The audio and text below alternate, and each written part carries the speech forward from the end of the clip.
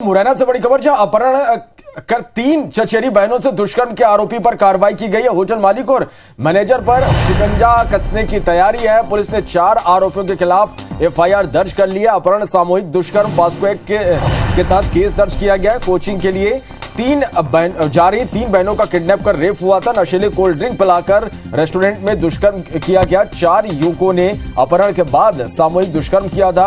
Restaurant से भागकर एक लड़की ने इसकी शिकायत की।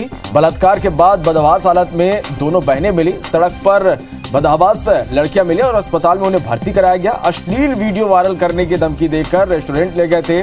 2 महीने पहले भी आपको बता दें कि 2 लड़कियों का बलात्कार इन्होंने किया था। वो 3 बच्चे जा रही थी स्कूल, तो उनको रोक के फिर ले गए, उनको पकड़ के उनके संग में 2 के साथ में दुष्कर्म किया है। किसी एक होटल में ले गए हैं।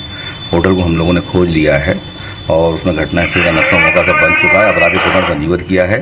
शीघ्र ही उसमें आरोपी की गिरफ्तारी की जाएगी। 4 लोगों के खिलाफ अपराधी प्रकरण पंजीबद्ध किया गया है और जो होटल का मालिक है उसकी भी तलाश की जा रही है। तो श्रवण, मुरैना में भी जो रेप कांड सामने आया, इसने भी सभी को दहला दिया था और IBC 24 लगातार इस खबर पर नजर बनाए हुए हैं। और ज्यादा जानकारी के साथ इस वक्त मुरैना से हमारे सहयोगी सत्येंद्र लाइव जुड़ रहे हैं। सत्येंद्र, अच्छी बात यह है कि 4 लोगों के खिलाफ एफआईआर तो दर्ज कर लिया गया है, लेकिन अभी भी सब लोग चाहते हैं कि, और सब ये जानना भी चाहते हैं कि कब तक गिरफ्तारी हो पाएगी इन दरिंदों की। बिल्कुल, साफ तौर से देखा जाए जिस तरीके से पुलिस ने आरोपियों के खिलाफ मामला दर्ज कर लिया है, अब होटल संचालक और होटल के जो मैनेजर है उनके खिलाफ भी मामला दर्ज करने की तैयारियां चल रही हैं। लेकिन साफ तौर से देखा जाए जिस तरीके से मामले दर्ज होते हैं, कार्रवाई होती है, लेकिन अभी तक आरोपी पुलिस की गिरफ्त से बाहर है। कहीं ना कहीं देखा जाए तो लोग उसमें लगे हुए हैं कि क्या पुलिस अंकुश नहीं लगा पा रही है आरोपियों में। क्या इस तरीके की घटना होती है? 2 माह पूर्व ये घटना सामने आई थी, जब भी कोई कार्रवाई अगर हो जाती तो ये नहीं होता। लेकिन कहीं ना कहीं देखने में ये आता है कि अगर चाहे लोगों की माने या ये कहे, जब जिले का राजा ही निरंकुश हो जाता है तो उसके साथ में जो थाना प्रभारी रहते हैं वो भी सभी निरंकुश हैं। कार्रवाई करने के नाम पर कोई नहीं है। रेप का मामला सामने आता है, लेकिन अभी तक 4 में से कोई एक आरोपी गिरफ्तार नहीं कर पाए। ये कई बड़े सवाल खड़े करते हैं। क्या राजनेताओं का इन आरोपियों को संरक्षण मिलता है?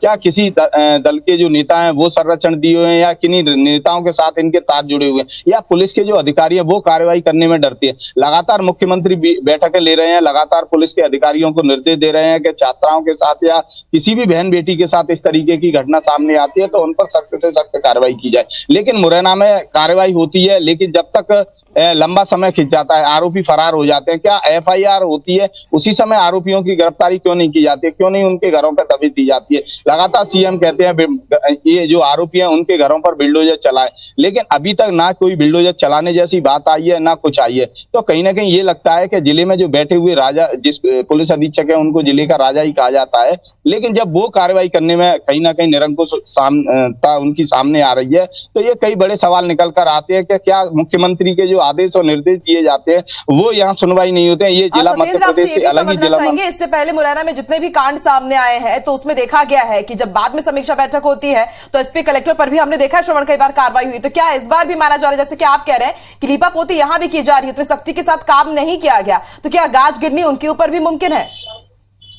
बिल्कुल, लगातार देखा जाए जिस तरीके से मुख्यमंत्री लगातार अधिकारियों के साथ बैठक करते हैं, सुबह से ही ये सारी बैठकों का दौर शुरू होता है, सारी चीजें स्पष्ट होती हैं। तो अधिकारी जिस तरीके से लीपापोती करते हैं, या तो कागजों में आंकड़े सीएम हाउस भेजे जाते हैं, आंकड़ों पर बात की जाती है, लेकिन धरातल पर देखा जाए तो जो अपराधों पर अंकुश लगाना या अन्य चीजें, लगातार जिले में दुष्कर्म का ये दूसरा मामला सामने आया। अभी 3 वर्षीय नाबालिग बच्ची का एक मामला सामने आया था बामोर थाना इलाके का। उसके बाद उसका एक घर भी तोड़ा गया, आरोपी की गिरफ्तारी हुई। लेकिन ये 4 आरोपी फरार है। 4 आरोपी में से अभी तक किसी आरोपी की गिरफ्तारी नहीं हुई है। तो कई बड़े सवाल खड़े होते हैं। देखना होगा कि आरोपियों की गिरफ्तारी यहाँ पर कब तक हो पाती है। आप इस पूरी खबर पर नजर बना के रखेगा, लगातार दर्शकों तक हम अपडेट पहुंचाते रहेंगे। फिलहाल के लिए बहुत शुक्रिया इस पूरी